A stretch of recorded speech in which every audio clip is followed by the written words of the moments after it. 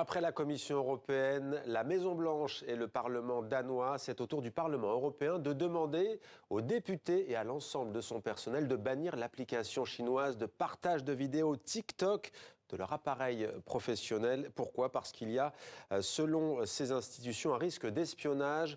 Bonsoir Axel Leguet, merci d'être avec nous en direct sur TV5 Monde. Vous êtes professeur en cybersécurité à l'UCL de Louvain, l'Université catholique de Louvain en Belgique.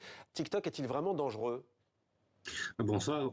Il y a, on va dire, certaines incertitudes, vu qu'il y a une collaboration, on le sait bien, entre la maison mère de TikTok et le gouvernement chinois. Donc, toute société chinoise, en fait, a l'obligation de transférer les données si l'État le demande. Et donc, ça, c'est un risque qui pèse sur cette application. C'est un des risques principaux qui font qu'on va vers une interdiction. Mais comment pourrait s'opérer cet espionnage? Bon, tout simplement par le siphonnage de données. On sait que, par exemple, en Europe, les données de TikTok sont stockées sur un cloud qui est situé en Irlande. Donc, ça respecte bien la réglementation générale pour la protection des données. Mais on sait aussi, et ils l'ont reconnu d'ailleurs, que ces données sont accessibles depuis des pays hors Europe. Et donc voilà, c'est comme ça que ça peut arriver, tout simplement. Et donc ces données sont des données personnelles, ce sont des données de profilage, clairement, qui peuvent mettre en danger une personne. Et vous l'avez dit, en effet, la maison mère de TikTok a reconnu en décembre dernier que des employés chinois du groupe ont utilisé des données pour traquer des journalistes qui avaient écrit sur TikTok. Que représente à vos yeux cette décision de toutes ces institutions et gouvernements, Maison-Blanche, Commission européenne, Parlement danois et donc désormais Parlement européen? Est-ce que ça peut être efficace? Je pense que c'est une bonne pratique en cybersécurité. C'est ce qui se faisait il y a 30 ans, quand on avait les premiers ordinateurs, les premiers téléphones. On les consacrait uniquement, on va dire, aux logiciels de travail et on ne mettait rien d'autre. Et donc, il semble qu'on revient pour ces outils de travail vers des choses comme ça. Mais on le fait pour l'instant uniquement avec TikTok.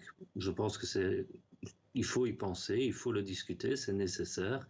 Mais il ne faut pas non plus occulter que TikTok n'est qu'une application parmi tant d'autres. Il y a aussi des applications aux États-Unis, Facebook, Instagram et autres, pour lesquelles il y a eu par le passé les mêmes suspicions d'espionnage que pour TikTok. Par exemple?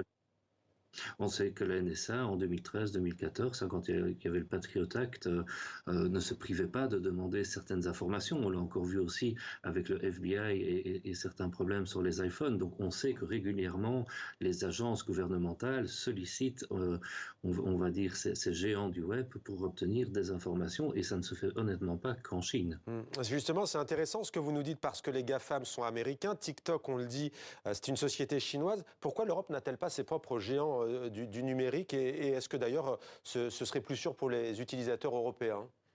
Alors, moi, je suis un chaud partisan que l'Europe développe ses propres GAFAM, d'autant plus que l'Europe fournit de par le monde une des meilleures éducations payées par le contribuable et que la plupart du temps, les gens bien formés vont travailler sur d'autres continents, donc c'est préjudiciable à l'Europe.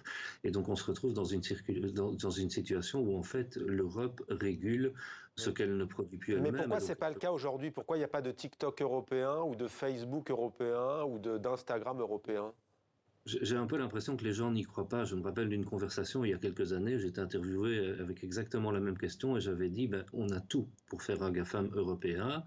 Et les gens m'avaient répondu à l'époque, mais vous rigolez, ça ne sert à rien, les États-Unis l'ont déjà fait. Et en fait, c'était avant l'arrivée de TikTok.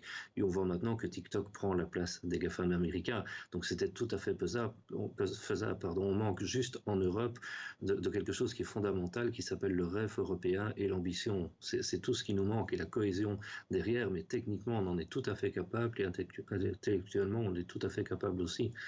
Merci beaucoup à Axel Leguet. Il faut donc de l'ambition si l'on veut un géant numérique européen. Merci pour votre éclairage très intéressant ce soir sur TV5 Monde.